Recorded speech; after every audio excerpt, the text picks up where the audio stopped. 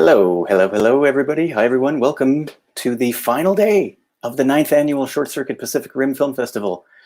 And what a month it's been, our biggest festival ever.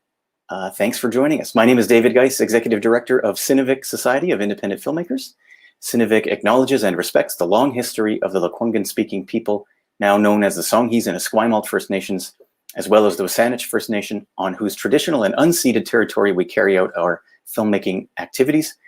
The colonial name for this region, of course, is Vancouver Island, British Columbia, Canada, and our headquarters is in the city of Victoria, where I'm coming at you live today. Short Circuit is our annual showcase of short films from around the Pacific Rim. This year, as I mentioned, was our biggest festival ever. 50 films streaming on demand until May 31st, well, until midnight tonight. Lots of filmmaker Q&As. They were live, but the recordings are still up on YouTube if you want to watch those. Even after the festival, they'll remain up, so check those out for free. And just a note here, we're proud to be setting a new standard of sharing ticket sales equally with all of our filmmakers. So check out all the info and watch for our next call for submissions and submit your film this fall at shortcircuitfilmfestival.com. Just a very quick announcement of a couple other programs that CineVic has going on here, just to tell you about.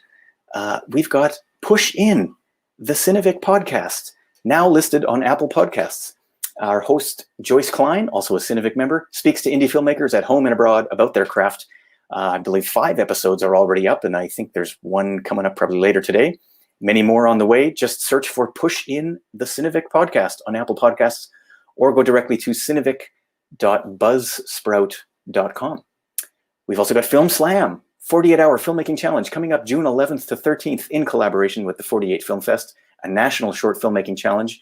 Filmmakers who register and complete their film within the 48-hour timeline will be screened locally in each participating province and territory. We'll be hosting an online screening for the Victoria entries. And then the top films selected from each region will appear together on the big screen at the TIFF Bell Lightbox in Toronto in 2022. Spots are limited for that, so sign up now at cinevic.ca.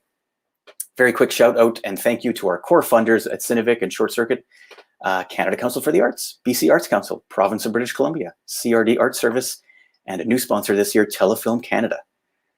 So, as I mentioned, we're broadcasting our Filmmaker Q&As live on YouTube. If you're out there in TV land watching us, please type your questions in the chat and we'll do our best to answer them. Try to include the name of the filmmaker to whom you're directing your question, or unless it's for everybody. If you don't see the chat box around you, make sure you click the live chat or show chat button and be aware that your question and screen name may be selected to appear on screen. The recording of this video will stay up online, as I mentioned. So if you like what you see here today, help us out by sharing this around, like the video, subscribe to CineVic.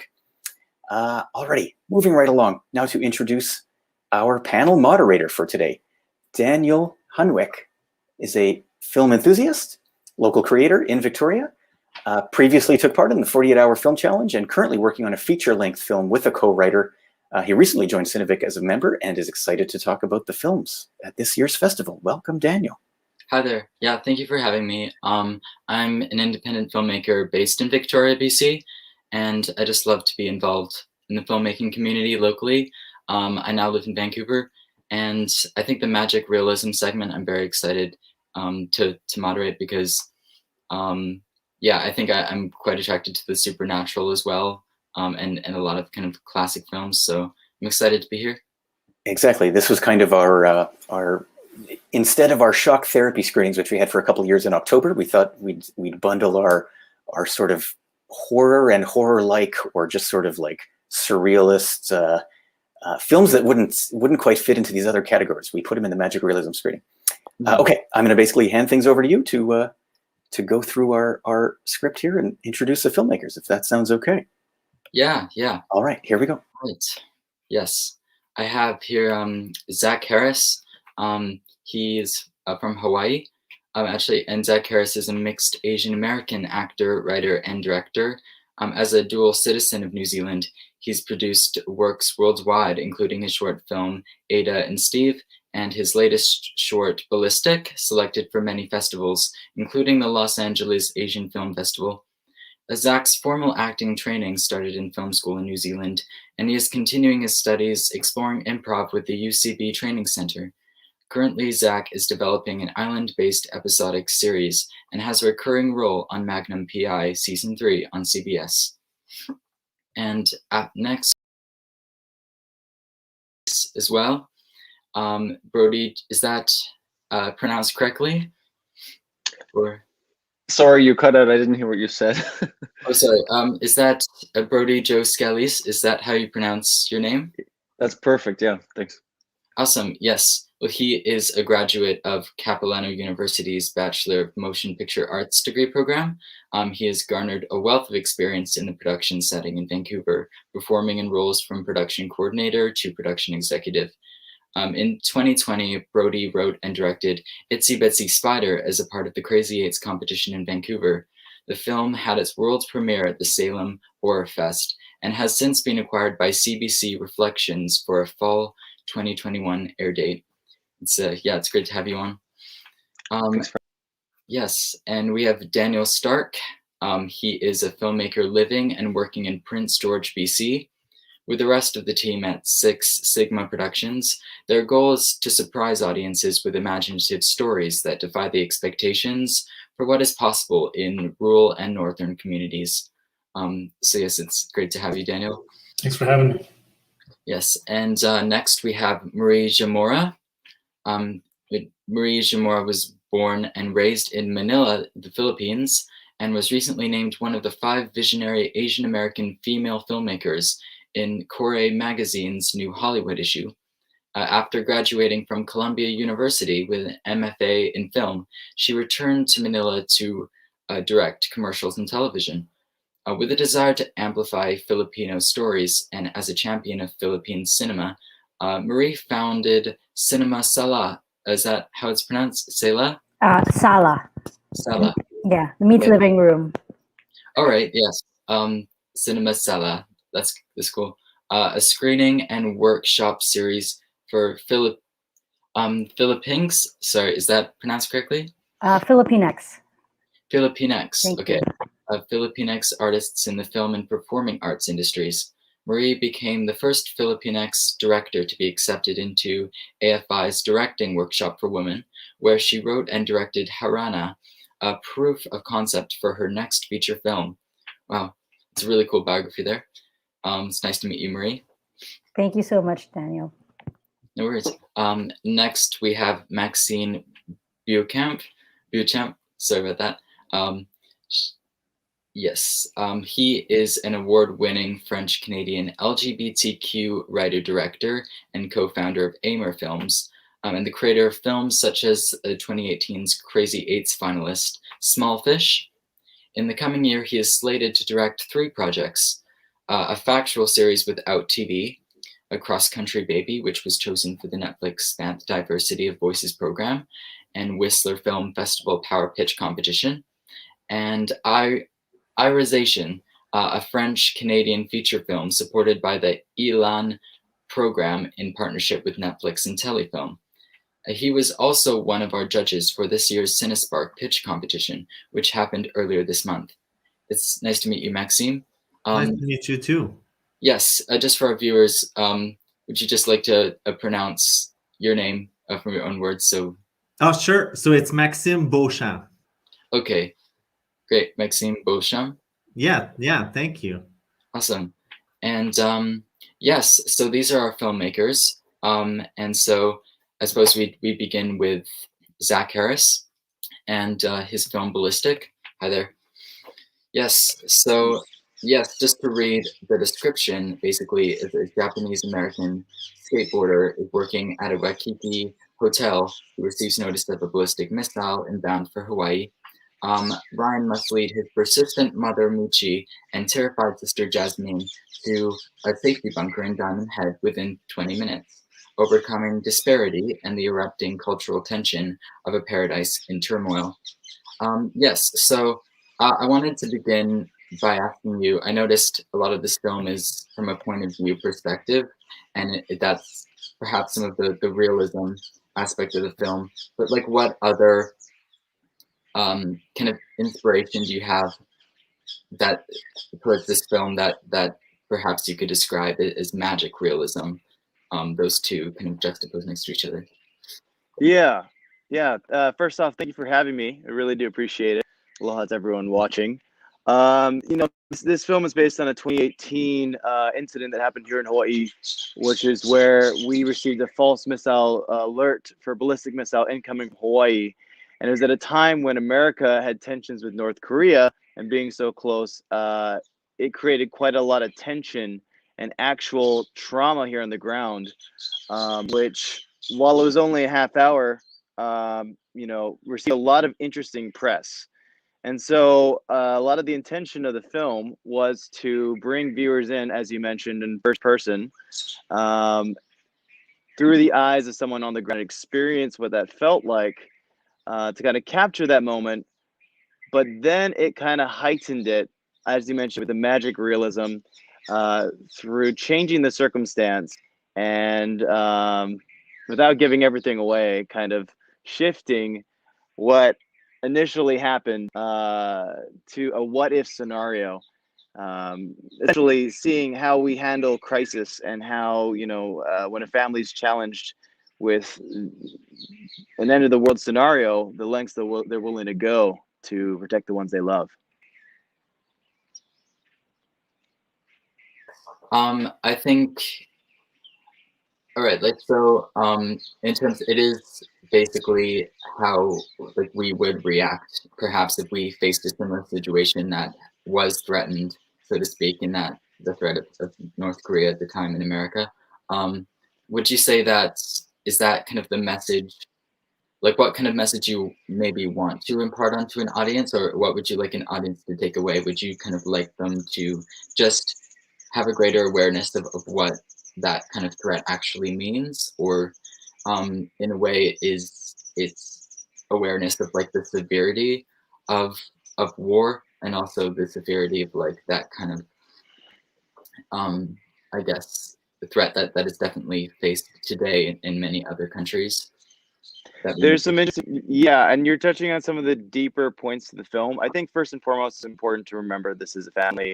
It's a mother-son oriented film. It's about the relationship with a kind of a screw-up Ryan, who still lives with his mom, dropped out of high school, working in Waikiki, as we tend to do here in the islands. We're catered toward tourism. So, he's making by, and then the world gets shifted upside down. And how does he protect his little sister and his only mom? That's first and foremost the crucial of the story. It's essentially about that relationship, and while strained, the love that's undeniable. Largely based on my own experience, I was actually with my mom when we received that alert, and the feeling.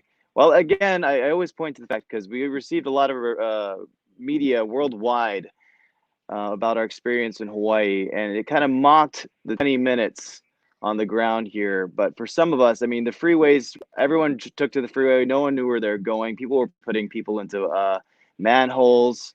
It was, freeways were locked for 4 hours. It was a little bit hellish. And, so quintessentially, the crux of the film is really about that relationship, that moment that they share, and, the extremity of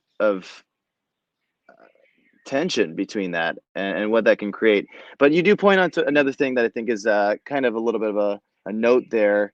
In addition to trying to bring audiences into this event, I really was hoping to give to the people of Hawaii a chance to kind of reflect. There's so much going on in the world that really we don't get a chance to take pause and really emotionally go through these kind of traumatic events together. And so, again, film can sometimes act as a medium to just bring up conversation. In making this film, I heard over 100 different stories of people who were here in Hawaii, some that were so traumatic, and some that honestly I burst down crying and were completely polarizing from my own experience. But I think it's important, like you mentioned, to understand the significant impact to those on the ground, in part, and there is some nods to power players in our governments, and how those decisions and how the relations internationally kind of affected us here on the ground. So there's a lot to it, but essentially it is a story, and it's a love letter in a sense to my mom, and we kind of experienced. Right. Okay. Thank you very much for sharing that. Yes, I think, yeah, we definitely take our safety for granted often here. And I think it was a very, yeah, beautiful film. I wanted to ask about your kind of endeavor into acting as well, aside from your filmmaking.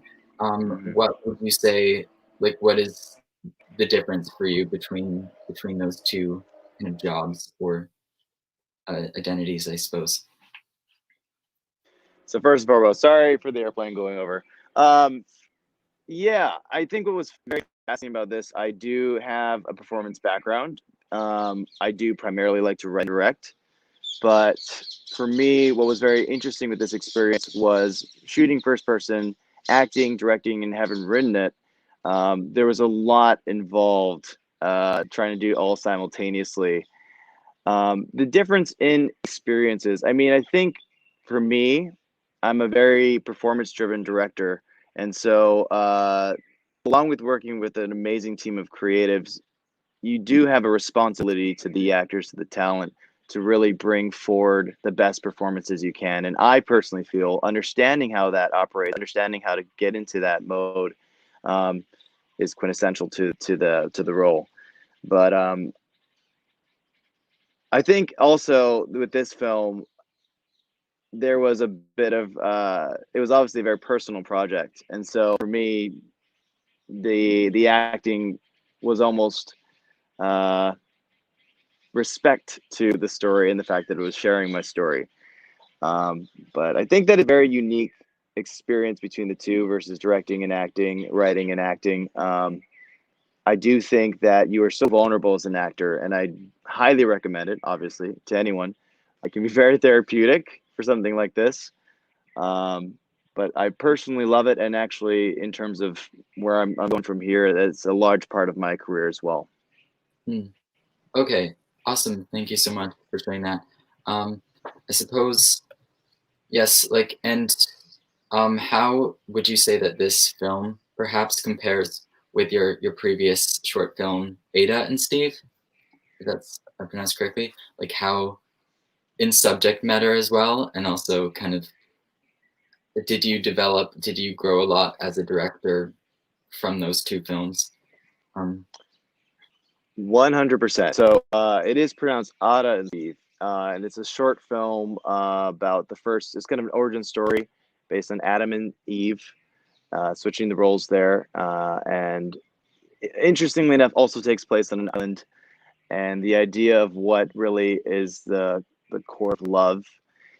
You know, yes, 100%. That was a 2013 film, and this was a 2019, 2020 film. So a lot's happened. You know, I currently work in a lot of marketing, advertising. I work in news media. So thankfully, I would like to think that I've progressed as a filmmaker. Um, at the core of both of those narratives is definitely a lot of my own story, which is that I am of the islands. My family descends from New Zealand and Japan, and then of course met in the middle here in Hawaii. A very interesting sequence of events, and so I think a lot of my stories reflect on that island understanding and culture. Um, and I think what's interesting is, you know, Ada and Steve for me was, and that was coming out of film school as well. It was a challenge in that it was one of the first times really where you start to understand how to tell a narrative and also explore the human psyche, really understand what um, the impact of relationships between characters in a film. And so I think I've learned quite a bit from my first film, and try to bring that to the screen in this one. And even Ballistic, I think, you know, it's always a learning experience. We're constantly growing. The first person experimental angle and filming technique of this film was very unique and very trying. You know, I wanted a challenge, but I really did want to bring people into the ground. And, you know, I think that regardless, I've taken a lot away from the film. And I hope that it starts to really, I'm trying to really build a voice as a filmmaker, obviously, but I hope that it speaks true to the story as well, what really happened here in some senses. Great. Yes, it's awesome to hear that you've chosen also a subject that's so personal, and that you know, that everyone's still growing, but that you've reached this height already of success for your work. So that's great. So we're gonna move on to Daniel Stark now. Thank you very much, Zach. Hi. Hi. How's it going? Good. Yes. So Daniel Stark is a filmmaker living and working. Oh, actually, oops. Now we're going to talk about the film. His film's called We All Dream, and it is a melancholy horror short film about a sleepwalking girl and a midnight mission for ice cream, and also the chilling cost of growing up in a jaded world. Could you describe, like, this is more of anchored by horror, correct? And like, how would you describe the process of making this film for you? Like, what kind of gave you the ideas for this particular story? I'd say there was a few things that kind of went into this idea. For starters, I am a big sleepwalker. I sleepwalk weekly, sometimes 5 nights a week. So I've been looking for an idea that can kind of incorporate sleepwalking in a fun way. But then also the star of the film, Elena Maturi, she's my partner's little sister, and we've been kicking around ideas trying to find a way to test out her acting chops and get her involved in something that she can kind of start to experience what that might be like. And then on top of it, I think kind of going through the year that everyone's had and the pandemic year, I wanted to just make something that felt, despite it being a horror, felt kind of lighthearted, wasn't taking itself too seriously, and kind of daydream for a little while. Imagine, think about maybe more lighthearted horrors than the stuff that's actually happening in the real world. But the other part of it as well was just that, like, up in Prince George, there's not a lot of opportunities to make these things. And especially with the year going the way it did, we made this in October. And we were just thinking, like, we have to make something, and we have to, we want to flex these muscles again. And we actually gathered an all volunteer team. There was no money that went into this. And we just said, like, let's enjoy making films again. Let's have fun. Let's work with some new people and try some new things. And at the end of the day, we can say we came out of this year with something that we're proud of. Absolutely. Yeah, I love that, how like much of a collaborative process that was as well, especially for people that may not have like as much experience, but to still create something that is so like professional and so like riveting as well. Thank you. Yeah, I would like to ask, like, the production company Six Sigma, is that right? Like, is this is associated with the production team as well? How would you say this film has challenged you, definitely compared to your previous projects? Yeah. Right. Well, I mean, Six Sigma is the video company that I work with here in Prince George, and there's not a lot of organized film happening up here. There's a few other entities in the north that are also trying to push things forward, but we work primarily, like, we spend a lot of time doing tourism stuff. We spend a lot of time doing, small town commercials, and we rarely get the chance to do something like this. And honestly, to have our work among all of these films in this block is an incredible honor for us, because, the other stuff that we might be making might only be seen by the people locally. And I would say that this film, I mean, it kind of pushed everything forward for us. It was a chance to, there's not always the budgets professionally up here to whip out all the lights and whip out the hazer and have I think we had maybe somewhere around 10 people on set. Some people work with Six Sigma, some are other collaborators that we have had friendships with that are also trying to do their own thing up here. And, we rarely get to do that. That opportunity doesn't come up very often. And sometimes it does take a volunteer effort to do it, because the budgets just don't make their way up here.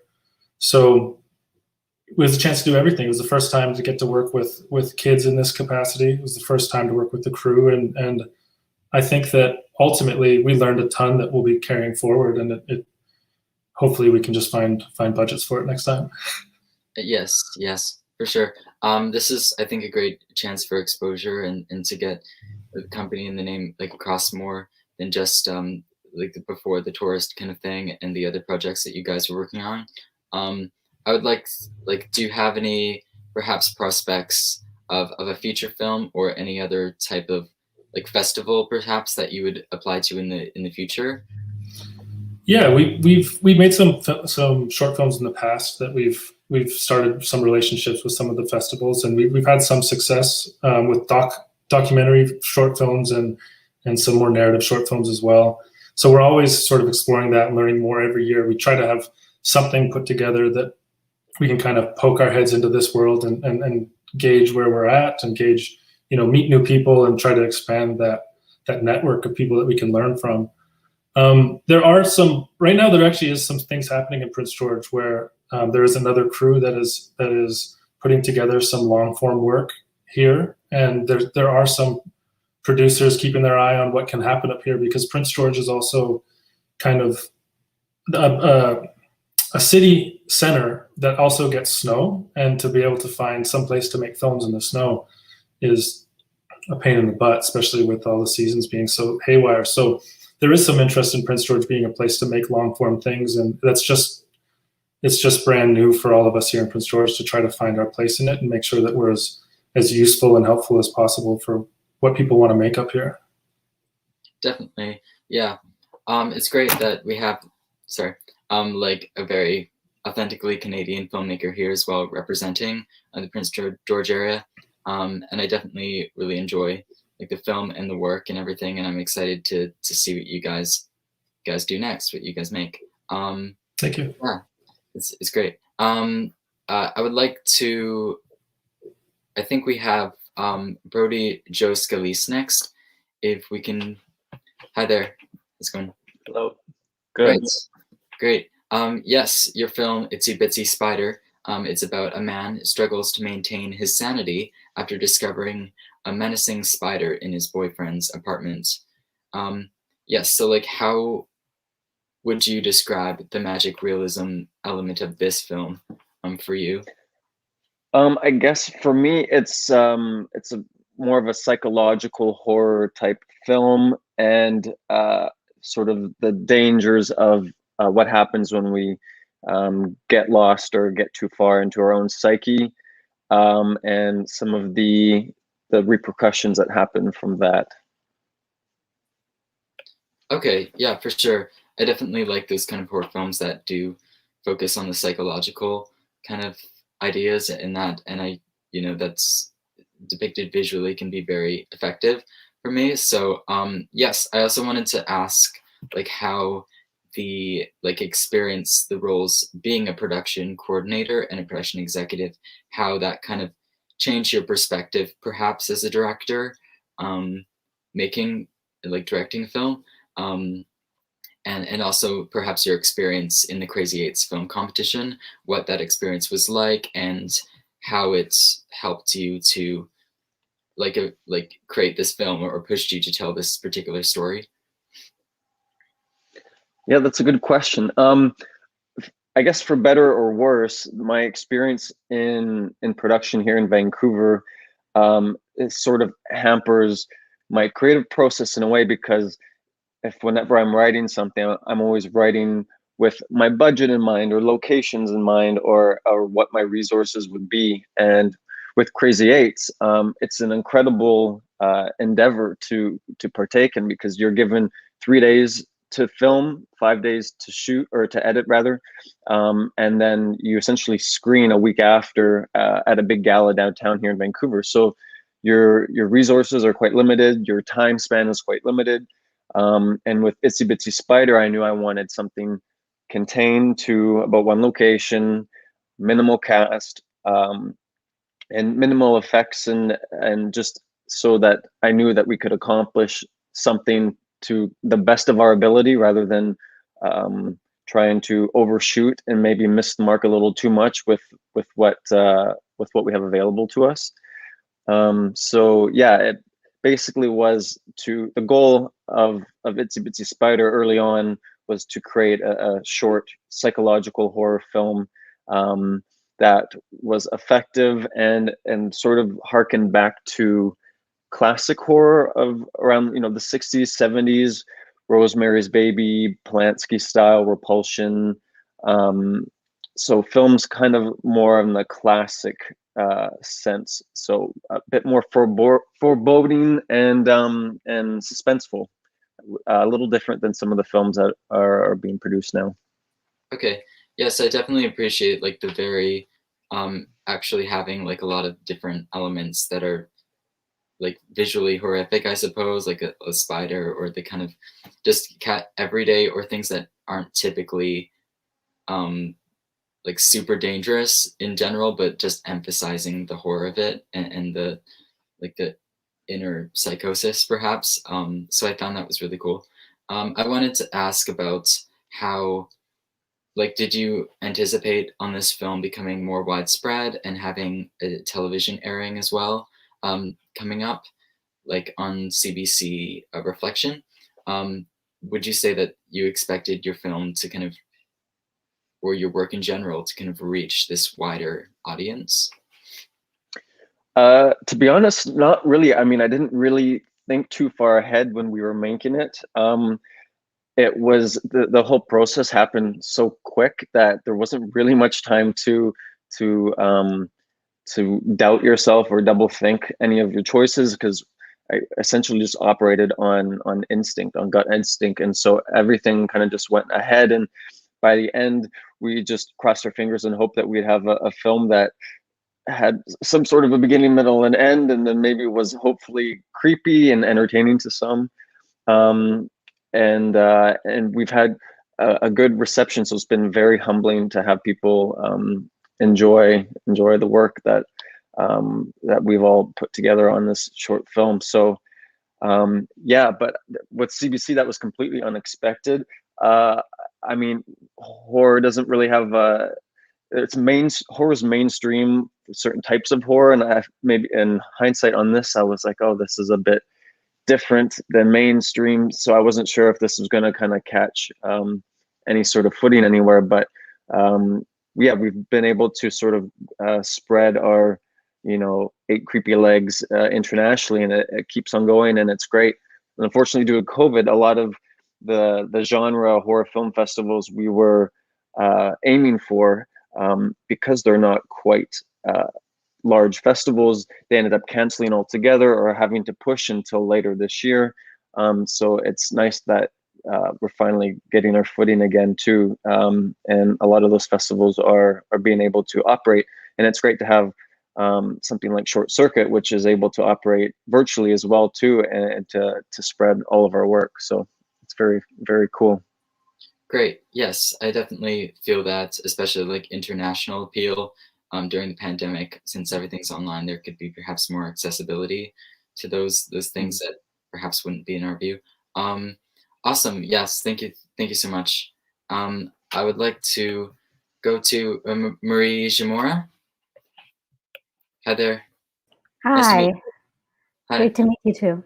It's good to meet you. I'd like to just read a small bit about your film, Harana or Serenade. Maya is a cover band singer in Las Vegas casino hotel lounge, trying to connect with her daughter who is growing up in the Philippines without her. Wrestling between her passion for songwriting and becoming a pop culture photocopy for an unlistening audience, she realizes that music, the one thing that keeps them distant, can also bring them closer together. Yes, so I was like interested in the music aspect as well, and also yeah, how much there is about like American culture and the Philippines culture as well. And I wanted to ask like your relationship to music and film together, because that's something that's very kind of essential to this piece. Could you explain that a bit more? That is a great question, Daniel. I'm actually a musician. I came from the rock band scene in Manila in the years ago. I'm not going to age myself, but so my background is in music. I'm a songwriter and a drummer, and I think that really, and then I'm also a music video director, and that's how I started my career. I've done almost 50 music videos in the last decade or so, and so I feel that with the work that I write and direct, music is a way for my characters to communicate, and I guess that's based on my own personal experience as well. And so in the Philippines, and I don't think a lot of people know this, but our national language is English, and Western culture and American culture especially is very, very important and very prevalent because Filipinos love to consume media, especially Hollywood films. And I grew up watching that. Even though our television didn't have American shows in it, my uncles from America who immigrated in the 80s would send VHS and Betamax tapes back to the Philippines to my family. And me and my siblings would watch it on repeat, like either MTV or, movies or TV shows. So I grew up really consuming American media, and same goes for music.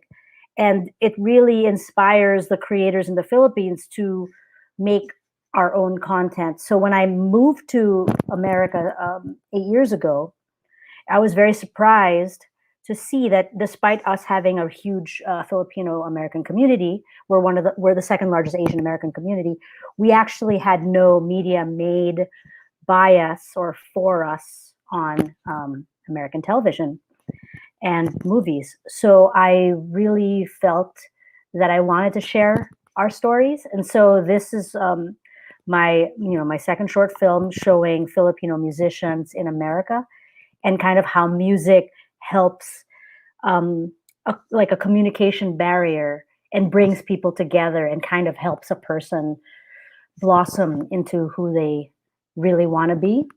So I hope that answers your question, Daniel. I tried to kind of like, if you have any other additional ones, Yeah, no, that was a really thorough answer. Thank you very much. Yes, and I kind of think that's very cool as America is becoming a lot more amplified in terms of voices from various backgrounds. I think it's definitely past time, especially during the pandemic, to definitely highlight those voices. I wanted to ask also about your kind of further kind of exploits apart from cinema, and what perhaps your future goals are, not only for this film, but for like your kind of productions and future like short and feature films in the yes, sorry, I'm getting a bit tongue-tied. But like how, like for example, Cinema Sala, your workshop series, like that involves a lot of like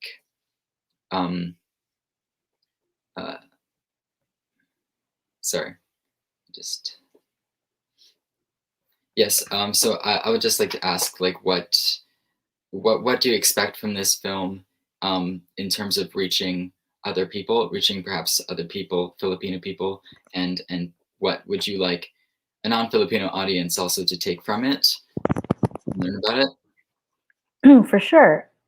In terms of the film, it's about these Filipino musicians. And another thing I wanted to bring awareness to was that people is actually our biggest export in the Philippines. It's not a particular product or a textile, it's actually our people.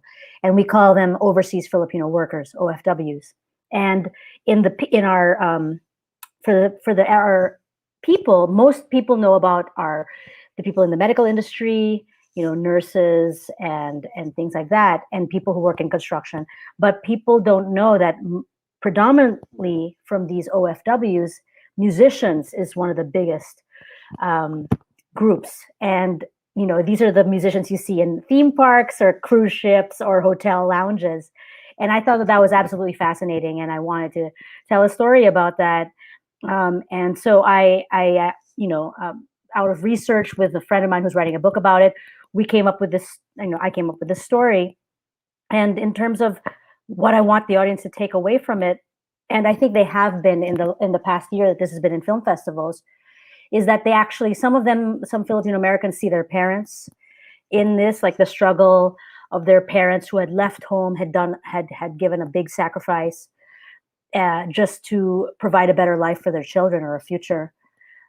because you cannot earn what they earn. OFWs earn is huge compared to what you can earn in the Philippines. So it really does provide a better life. But in terms for non-Filipino audiences, I think representation is so important. And I think that that's luckily been happening, where I get audience members approach me and say, oh yeah, when I was in this place, I had a Filipino band, and it's so kind of wonderful to know what their story is. Or some people saying, I've never seen a story like this before and characters like this. So thank you for sharing that. And for me, I take so much joy from any of those comments, because I always say this, but if somebody takes the time to watch your work, and there's like a billion things you can watch on TV right now or on your phone, it means a lot that someone will take the time to watch the story and let it affect you. So I hope that answers your question. Yes, it does. Thank you. Yes, and it's featuring music. It's a kind of representation. The character Maya, is she as mainly a cover artist as well, and one that's kind of a photocopy, so to speak? Is she trying to, is she kind of evolving as a person and learning how to really represent who she is, more so like what she feels will fit in with her environment in the Las Vegas area? Is that a huge theme in it? Completely. That is a very huge theme in the work. And I chose the era of the period of 1995 because it was an era where a lot of Filipino music wasn't out in the mainstream, and a lot of Filipino artists always thought, oh, my music is not important. What's important is if I emulate this song by either a white artist or a black artist perfectly, then I will please the audience. And we did have an era where we called them show bands, and they were the ones who were cover bands, and they would travel all over the world. And it's only recently where a lot of Filipino musicians now really champion their own stories and their own music. But I really thought that this was an important period of time where Maya, as an artist, thought that her voice was not important. However, because of her yearning to just connect with her little baby girl, who's forgetting about her, she wanted to create something out of pain, and love. And when she actually performs that song in the short film, she gets the benefit of that. Like, she reaps the emotion that of somebody who actually listens to her and connects with her because of the music. And so, yeah, that's what I hoped audience would take away as well. Right. Oh, awesome. Thank you. Yeah, and I feel like there's those things of like commercial success and what is the American dream versus kind of what it means as in terms of like human connection and relationships. So I think it's a very touching film in that way. It's yes, I think our viewers will really enjoy it as well. So yes, thank you very much. Thank you, Daniel. I would like to move to Maxine. Apologies one more time for the pronunciation for our viewers. That's okay. Maxime Beauchamp. Maxime Beauchamp. There's a lot of letters, but not a lot of sounds. Fair enough. Yes, it's a very flourishing name. I love it. Thank you. Watershed. While scavenging around an empty city after a waterborne virus has killed off most of the Earth's population, a lone survivor finds a sliver of hope when she encounters a young Mandarin girl who may be able to chemically manufacture clean water. Yes. Okay. Yes. I would like to kind of ask, this is kind of perhaps like an apocalyptic type of film as well. In terms of your interpretation of the magic realism, can you explain in your own words, like how this is interpreted in this type of, would you describe this as dystopian, or would you say this is more of like our time? This could be our time, but it would be definitely a couple years in the future. I mean, who knows? Like, honestly, with what's been happening with this pandemic, we always think it's going to happen like 10 or 15 years in the future. And then it hits us tomorrow and we're like, yeah, we deserve this. So that's kind of like how I see it. In terms of the magic realism, it's probably because we created a world that doesn't exist right now. So we're not necessarily going into a magical world, but we're more going into a potential world that we imagined and that we hopefully, carried the audience through and made this universe believable for all of them. Yes. Okay. Yeah, and it definitely, I think, also the topic of clean water is quite realistic as well, seeing as with different pollutants and climate change approaching, there's definitely perhaps going to be an added weight onto the value of basic necessities. So I think it's a very cool subject as well, and realistic. Mm-hmm. I would like to ask how this film, how it compares perhaps with your work on the film Small Fish for the Crazy AIDS Film Festival, and also a bit of your Aimer Films production company. Like, could you describe that? Talk about those things a little bit more. Yeah, absolutely. I mean, it's really nice to be in a magic realism section because it's a lot of what I do. Honestly, if you take a look at Small Fish, it happens, most of it, in a completely abstract world. I come from a dance background, and in my initial works, I included a lot of dance in it. Because I honestly think, cinema is such a visual way of storytelling that, if we use the body instead of dialogue, it's even more dynamic. So it's a very different approach. Small Fish was a 12-minute film told entirely through dance and movement, which was such a fun process.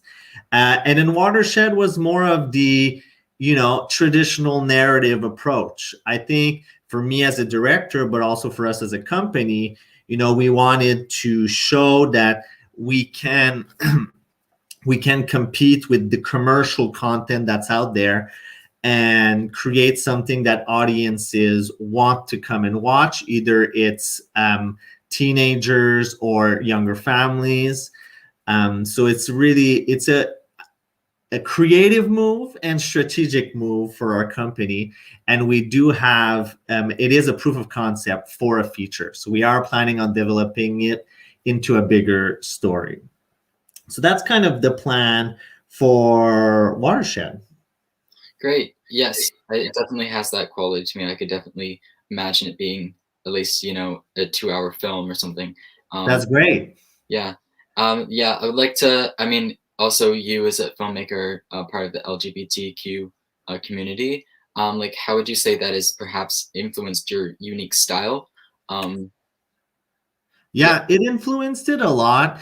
I mean, the thing is that when I came out as somebody that's gay, I was really afraid that being gay would become who I am. It's like, oh, Maxime is the gay guy. Okay, that's his person. It's his personality.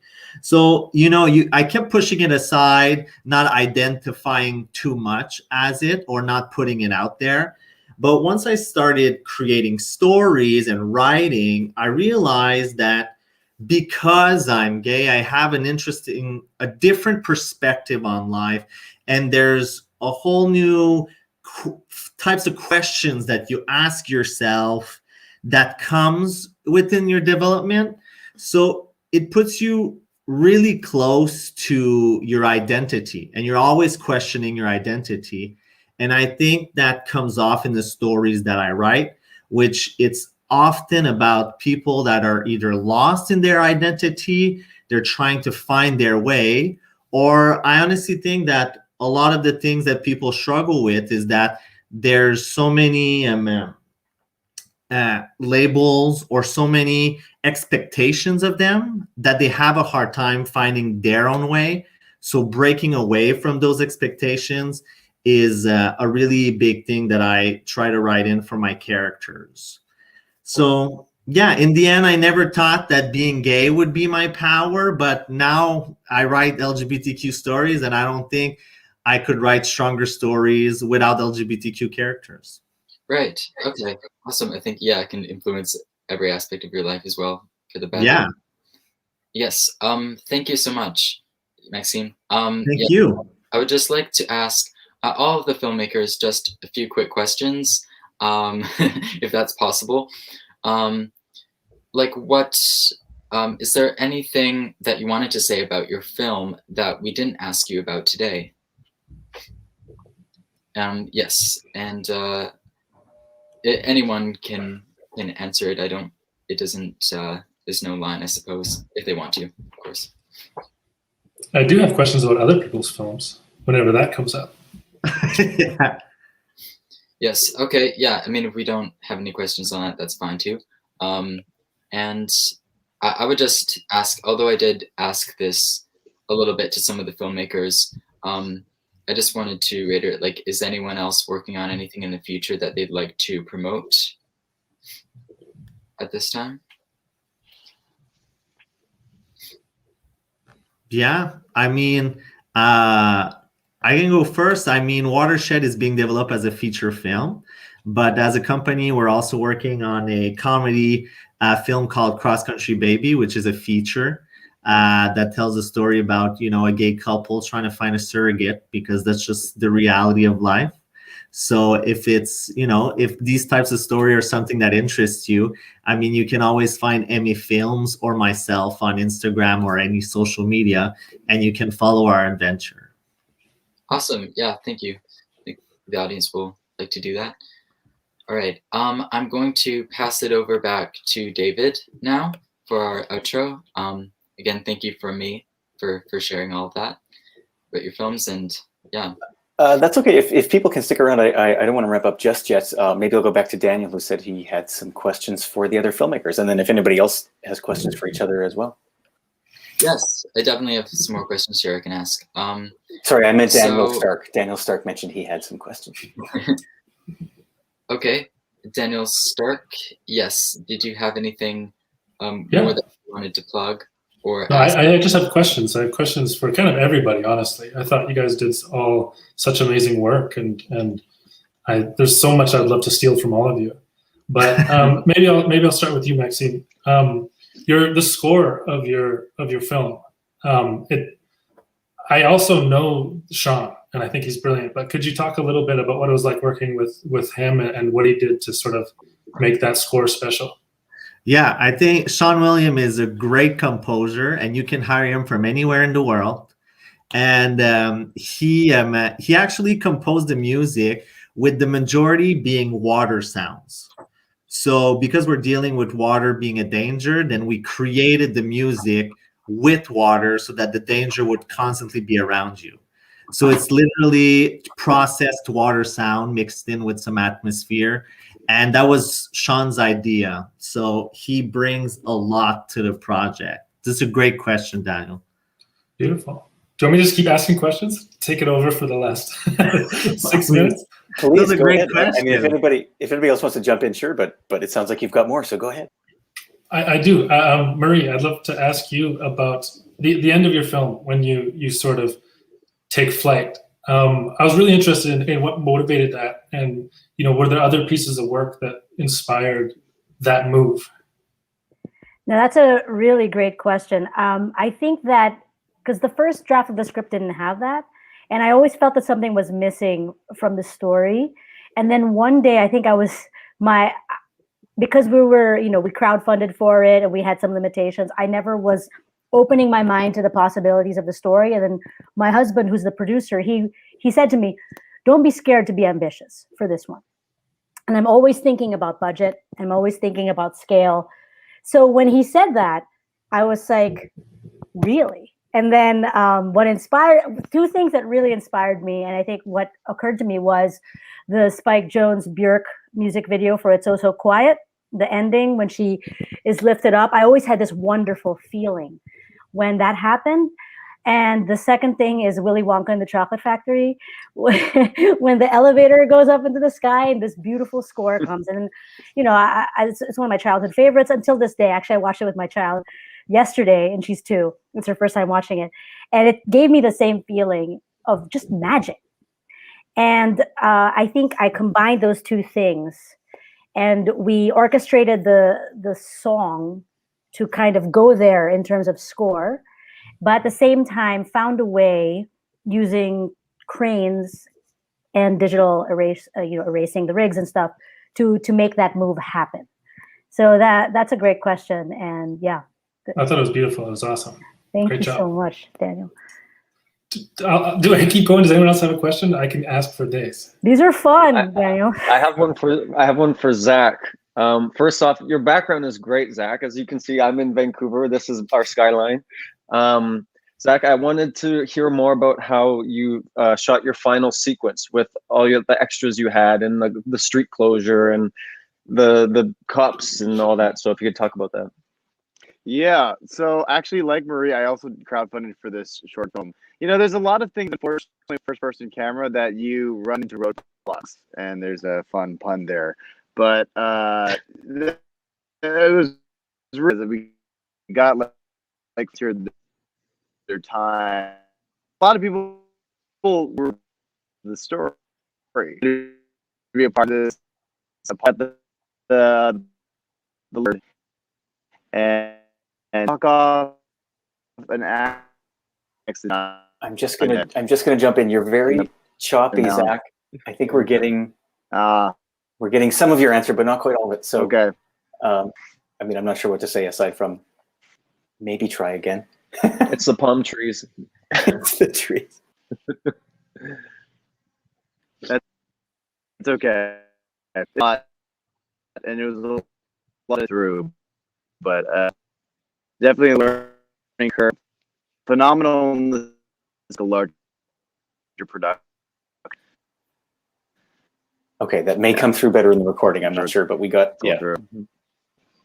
we just got little snippets of that. Okay, thank you. Sorry.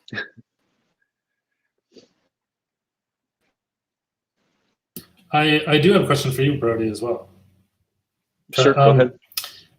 So with the idea, I mean, I'm always fascinated with, you have such a strong imagery with the spider. What came first? Did you come up with this idea of somebody feeling paranoid, maybe losing their mind, and then the spider represented that? Or were you first thinking, I love scary spiders, let's come up with something that represents that?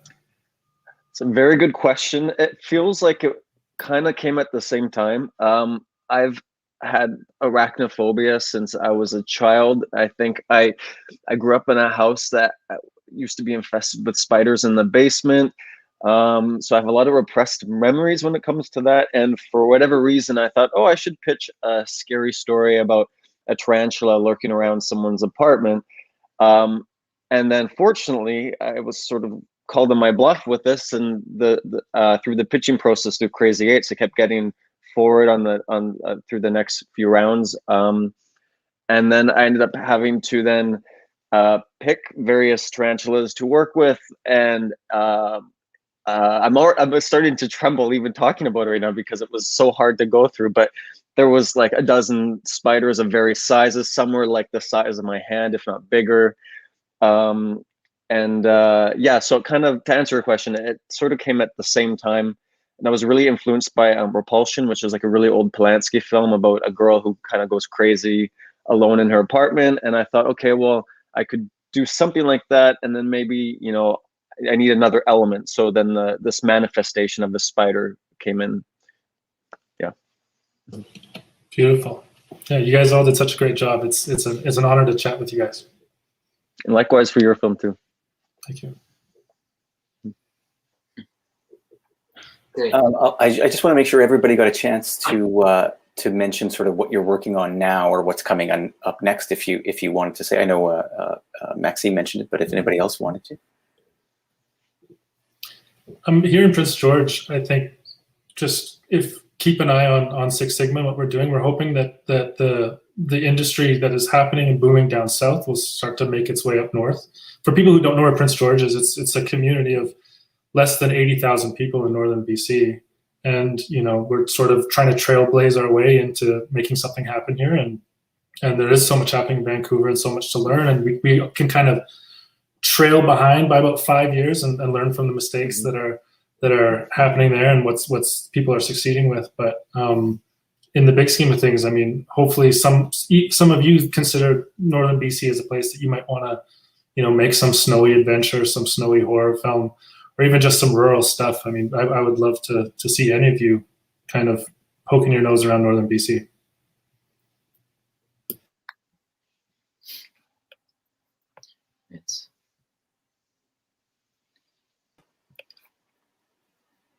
Anyone else working on stuff right now or coming up next? I know Sure, there's a I'll pandemic, go. but sure. I'll go. Thank you, Daniel. I will take you up on that offer. We just watched Insomnia last night, the Nolan film. Is that shot around nearby in your area? There's lots that was kind of around Northern BC. I think in where was that? Yes, but it is Northern BC, parallel. Yeah. It's stunning geography. So sorry, that's unrelated, David. I just wanted to add that. But anyway, right now I'm actually directing a stop motion animated music video for one of the biggest rock bands in the Philippines. We've never had a stop motion, like a full stop motion animated music video. So I'm really excited to kind of share that craft and have a Filipino story with Filipino characters, and have that, you know, released sometime. I think it's going to be released next month, and so I'm very excited about that. It's great learning a new craft, because I think animation is completely different than live action, a very different skill set in your mind. There's some math involved and things like that, and I think it's been quite wonderful to work on that the last few weeks. And another thing is that I've been pitching around a few projects, like Philippine Stories, Philippine TV show as well, and co-writing a feature film with other people from my community, like it's a musical set in World War II Philippines, featuring female gorillas, and it's kind of audacious and fun. So that's something that we've been working on.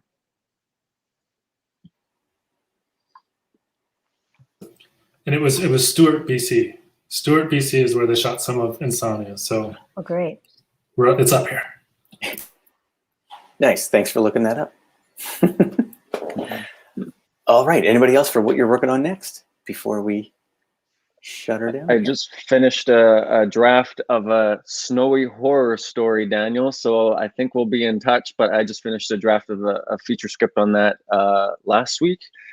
So I'm very eager into trying to rewrite that soon, but I'm trying to hold off because I know I'll go a little crazy if I just keep diving into it. But yeah, funny you say snowy horror film. So great to hear.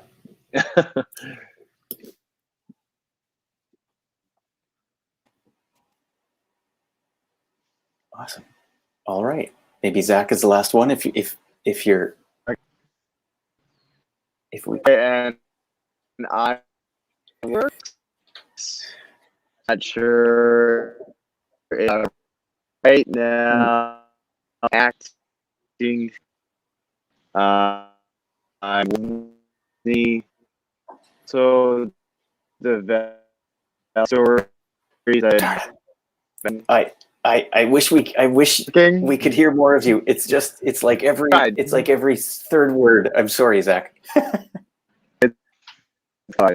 No, Jack, okay. I had a problem with my internet. Sorry, I'm just going to jump in. If you leave the studio, unclick your Wi-Fi, click it back on, and come back in. It's much better. So I want to hear your answers. So we'll give you a minute to do that if you've got a minute to leave and come back, Zach, and then we'll kind of wrap up.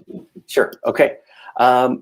I will use this chance here then just to do what would normally be my outro, and just give one big final thank you to our Magic Realism filmmakers. Watch their films. You still got a few hours until midnight tonight, or at least midnight Pacific time, May 31st. Check out their films and all the other ones. I don't know if you can watch all 50 films in the next few hours, but hey, you can watch the Magic Realism ones at least, or at least a few others. Also, a huge thanks to all of the filmmakers from this year's festival. Zach is coming back in.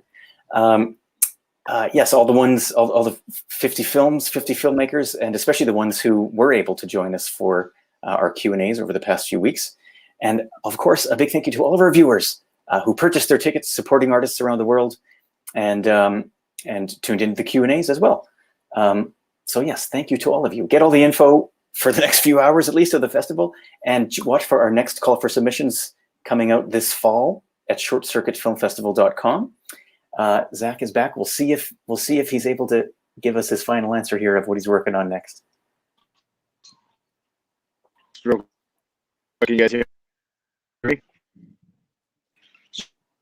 Nope. Okay. It's a little choppy. Okay, sorry guys. He's got to go to space and back from Hawaii to the rest of the world. So sorry about that, Zack. But you know what? If you look him up, I'm pretty sure there's going to be an answer to what he's working on now or next. All right. Okay. Thanks again, everybody. Even with some hiccups here, that's okay. That's the new thing we've got. Filmmakers from all different time zones and different Wi-Fi broadband bandwidth. We make it work. Okay. Thanks again, everybody. We'll see you again soon. Hopefully, Thank you. a future Bye, short. Thank you guys. Okay. Take care. Bye.